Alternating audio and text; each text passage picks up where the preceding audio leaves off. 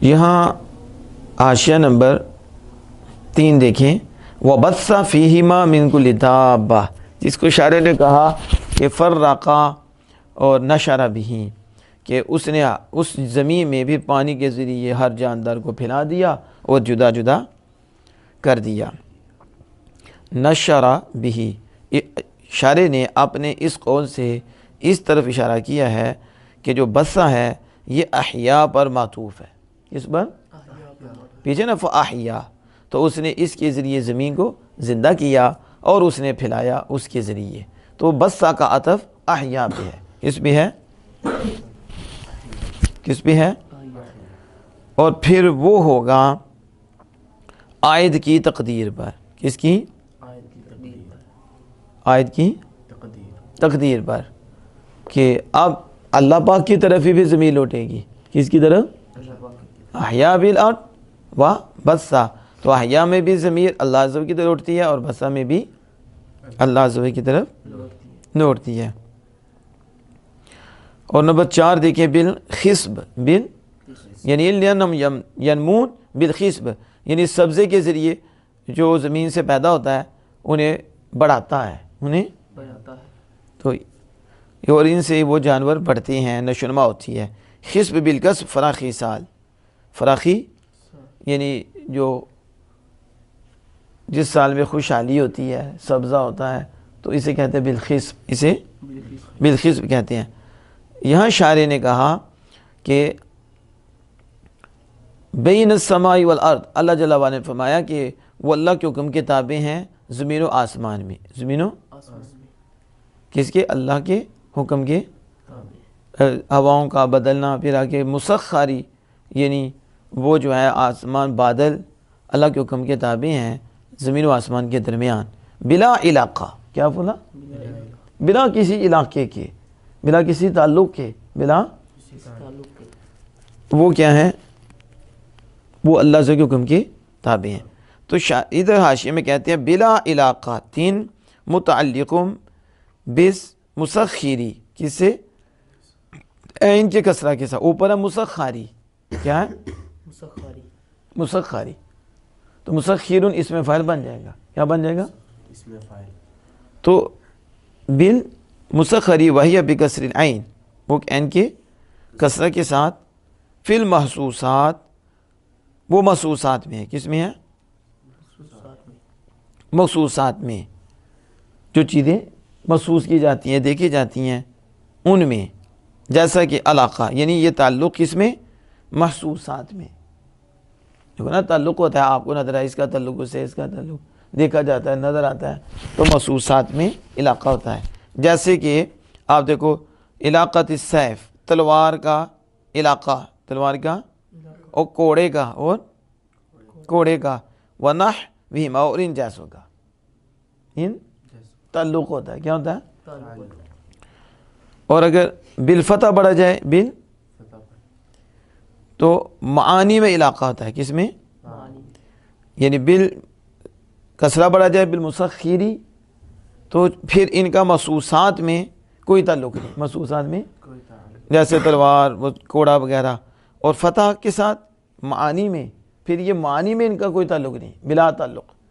معنی میں، معنی تو نظر نہیں نہ آتے، محسوسات تو نظر آتی ہیں نا، یہ جیسے ٹیوب ہے، یہ چیزیں اب آپ ایسا میں دیکھے جاتے ہیں، محسوس کیے جاتے ہیں، اور معنی نظر نہیں آتے، معنی تو اندر ہوتے ہیں اور پوشیدہ ہوتے ہیں، باطنی ہوتے ہیں، تو معنی میں کوئی تعلق نہیں۔ جیسے علاقۃ الحب والخصومہ، جیسے محبت کا علاقہ، کیا محبت کی وجہ سے ایک دوسرے سے محبت ہوتی ہے، علاقہ ہے، اور خصومت اور لڑائی کا تعلق، لڑائی کا علاقہ، وہ ان جیسا، یہ دونوں ہی علاقوں کے بغیر ہے، دونوں ہی بلا علاقہ، یعنی یہ نہیں کہ اس کے اندر کوئی آپس میں کوئی تعلق ہے، اس میں جو دیکھا جاتا ہے آسمان اور زمین کے دو حکم کے تابع ہیں، بلا علاقہ، نہ محسوسات میں ہے، نہ باطنی میں، نہ معانی میں، کوئی علاقہ نہیں بغیر اس علاقے کے، یہ اللہ کے حکم کے تابع ہے، اللہ کے حکم کے تابع ہیں۔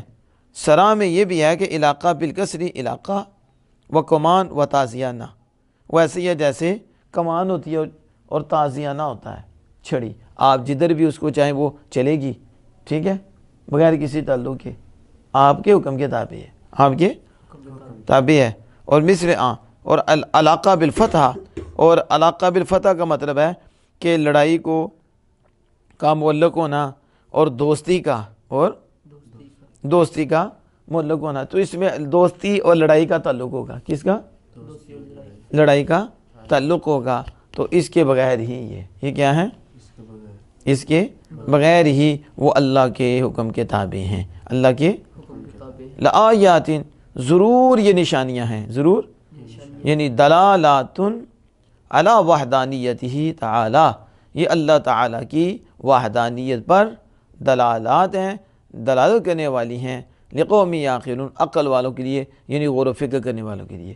یہ جتنی بھی نشانیاں بیان کی ہیں یہ ساری ہی اللہ تعالیٰ کے ایک ہونے پر دلالت کرتی ہیں۔ تو کن کے لیے ہیں یہ نشانیاں؟ یہ غور و فکر کرنے والوں کے لیے۔ کن کے لیے یہ نشانیاں ہیں؟ یتدبرون، یعنی وہ ان اشیاء سے، یستدلون بہذی الاشیاء علی قدرت موجدیہا و حکمت مبدعیہا و وحدانیت منشئیہا وفی الحدیث ویل لمن قرأ هذه الآیہ، یعنی آگے لم یتفکر فیہا ولم یعتبر بہا، کہتے ہیں کہ مطلب یہ ہے کہ ان اشیاء کے ذریعے وہ اللہ عز و جل کے ایجاد، ان اشیاء کے ذریعے وہ ان چیزوں کے ایجاد کرنے والے کی قدرت اور اس کے بے مثل پیدا کرنے والے کی حکمت اور ان چیزوں کے منشا کی وحدانیت پر استدلال کریں۔ کیا کریں؟ یعنی یہ نشانیوں سے وہ یہ استدلال کریں کہ اس کا جو پیدا کرنے والا ہے وہ قادر ہے، اس کے ان چیزوں کا پیدا کرنے والا قادر ہے، اور ان چیزوں کے بے مثل پیدا کرنے والے کی حکمت پر دعا کریں کہ وہ حکیم ہے۔ وہ کیا ہے؟ وہ حکیم ہے، اور وہ وحدہ لا شریک ہے، وہ وحدہ۔ حدیث پاک میں آیا جنہوں نے یہ آیت پڑھی، حدیث پاک میں آیا جس کے لیے یہ آیت پڑھی اور پھر اس نے اس میں غور و فکر نہ کیا، یعنی اس میں غور و فکر نہ کیا اور اس سے عبرت حاصل نہ کی، عبرت حاصل نہ کی، اس کے لیے ہلاکت ہے، اس کے لیے ویل ہے، اس کے لیے ویل لمن قرأ هذه الآیہ، جس نے یہ آیت پڑھی، جس نے اور پھر اس میں غور و فکر نہ کیا، اتنی نشانی اللہ پاک کی اور اس میں غور و فکر نہ کیا اور اس سے عبرت حاصل نہ کی، تو کیا حضور صلی اللہ علیہ وسلم ہے اس کے لیے ہلاکت ہے، اس کے لیے کہ اللہ تعالیٰ کی وحدانیت پر، اللہ تعالیٰ کے الہ ہونے پر، اللہ تعالیٰ کے الہ ہونے پر، اللہ تعالیٰ کے ایک ہونے پر، ٹھیک ہے، اللہ تعالیٰ کی قدرت پر کتنی واضح نشانیاں ہیں، اور پھر یہ آیت پڑھے اور اس پہ غور و فکر نہ کرے اور اس سے عبرت حاصل نہ کرے، فرمایا ویل ہے اس کے لیے، اور اس کے لیے ہلاکت ہے، اس کے لیے ہلاکت ہے۔ اللہ جل وعلا ہمیں غور و فکر کی دولت نصیب فرمائے۔ آگے اللہ جل وعلا فرماتا ہے وَمِنَ النَّاسِ مَن يَتَّخِذُ مِن دُونِ اللَّهِ وَمِنَ النَّاسِ، اور کچھ لوگ، اور سارے تو نہیں نا، من تبیدیہ، اور کچھ لوگ جو بناتے ہیں من دون اللہ، اللہ کے سوا، یعنی غیر ہی، من دون اللہ یعنی غیر ہی، اللہ کے سوا، اندادن، شریک، یعنی اصنامن، بت، کیا بناتے ہیں؟ بت، بالتعظیم والخضوع یحبونہم، وہ ان سے محبت کرتے ہیں تعظیم اور خضوع کے ساتھ، کس سے؟ ادب اور جھک کر ان سے کیا کرتے ہیں؟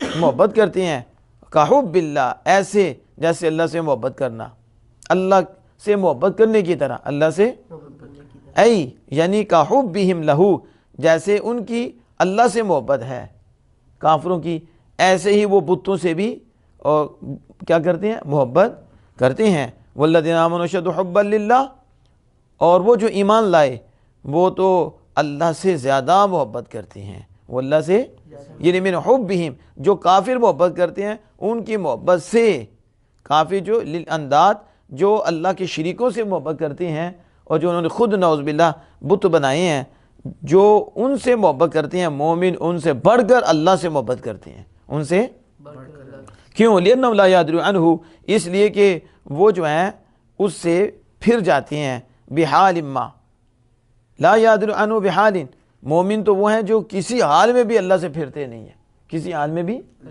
اللہ سے. اور کفار والکفار یادر فی شدت الی اللہ، کفار جو ہوتے ہیں وہ شدت میں اللہ کی طرف پھر جاتے ہیں، شدت میں. تو جب تکلیف نہیں ہوتی تو پھر بتوں کی طرف جاتے ہیں، ظالم انہیں بھی نہیں چھوڑتے، اور جب تکلیف ہوتی تو اللہ کی طرف آ جاتے ہیں. تو جب تکلیف نہیں ہوتی تو پھر ادھر چلے جاتے ہیں. مومن ہر حال میں اللہ ہی کی طرف لوٹتے ہیں. کس کی طرف؟ بتوں کا تو سوچ بھی نہیں سکتے. سمجھ آ رہی ہے اس کی؟ اب یہاں دیکھیں وَمِنَ النَّاسِ کیا ہے؟ یہ جو آیت کریمہ نازل ہوئی تو کہتے ہیں یہ آیت کریمہ وارد ہوئی کیوں؟ یہ آیت کریمہ کیوں وارد ہوئی؟ یہ آیت کریمہ اس لیے وارد ہوئی کہ دیکھو کتنی پیچھے واضح نشانیاں آئیں، واضح اور دلائل آئے نا پیچھے. اس کے باوجود بعد نے کیا کیا؟ کفر کیا. کیا کیا؟ تو اب مجھے بتاؤ، جب سورج بالکل واضح ہو، روشن ہو، ٹھیک ہے، تو بندہ دیکھ کر بھی اس کا انکار کر دے، یا تھوڑا سا چھپاؤ تو غور و فکر کریں تو اسے سمجھ آ جائے، اور پھر وہ انکار کرے. کیا کرے؟ تو آپ کو یہ عجیب نہیں لگے گا؟ لگے گا نہیں؟ اور آپ کہیں گے بہت بڑی بات ہے، بہت بڑی بات ہے کہ دیکھو سب کچھ واضح ہونے کے باوجود بھی یہ انکار کر رہا ہے. سب کچھ کیا کر رہا ہے؟ تو پھر بندے کو وہ بڑا عجیب لگتا ہے اور تعجب ہوتا ہے. تو اس لیے یہ آیت کریمہ نازل ہوئی کہ 10 نشانیاں بیان کی، الوہیت کی، توحید کی، اللہ کی قدرت پہ دلالت کرنے والی. اس کے باوجود بعد وہ ہیں کہ دلائل واضح ہو جانے کے بعد بھی وہ کیا کرتے ہیں؟ اللہ کے سوا پوچھتے ہیں، پھر اللہ کا انکار کرتے ہیں. تو کتنا بڑا کام کرتے ہیں. سمجھ آ رہی؟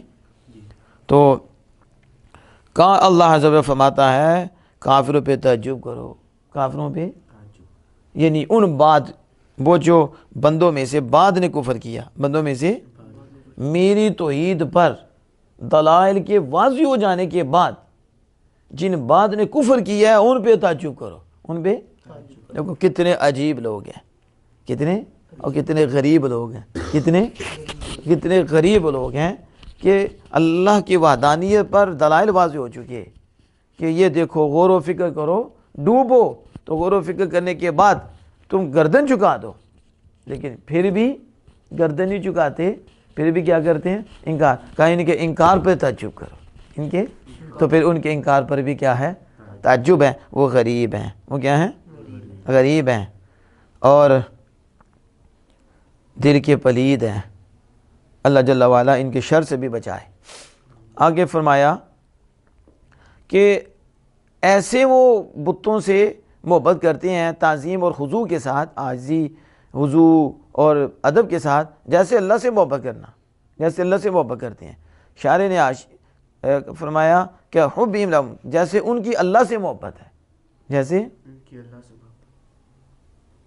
نمبر 8 حاشیہ نمبر 8 ہے، وہ کہتے ہیں کہ حبہم یعنی یحبون الاصنام کما یحبون اللہ، وہ بتوں سے محبت کرتے جیسے اللہ سے محبت کرتے، جیسے یعنی یسوون بینہم و بینہ فی محبتہم، کہ وہ بتوں کے درمیان اور اللہ کے درمیان محبت میں برابری کرتے، اپنی محبت میں، یعنی اللہ اور بتوں دونوں کے ساتھ برابر کی محبت کرتے، برابر کی. کیوں؟ لِأَنَّهُمْ كَانُوا يُقِرُّونَ بِاللَّهِ، کہتے ہیں اس لیے کہ وہ اللہ کا اقرار کرتے تھے، وہ اللہ جل وعلا کا اقرار مانتے تھے، اللہ وَيَتَقَرَّبُونَ إِلَيْهِ، اور اللہ عز و جل کی طرف قرب حاصل کرتے تھے. کیا کرتے؟ اپنے گمان کے مطابق، اپنے. اب سمجھ آ رہی ہے؟ اب دیکھو کہ یہ ہم پہ نا اہل سنت جماعت پہ الزام لگاتے ہیں، کیا؟ یہ بتوں کو پوچھتے ہیں. تو یہ نہیں کہ ہم اولیاء انبیاء کو اللہ کے فرمان کے مطابق، احادیث کے مطابق ذریعہ مانتے ہیں، اور معبود برحق اللہ کو مانتے ہیں. اللہ کے سوا کوئی معبود برحق نہیں ہے، جو مانے وہ مشرک ہو جائے گا. اللہ ہی عبادت کے لائق ہے. ٹھیک ہے.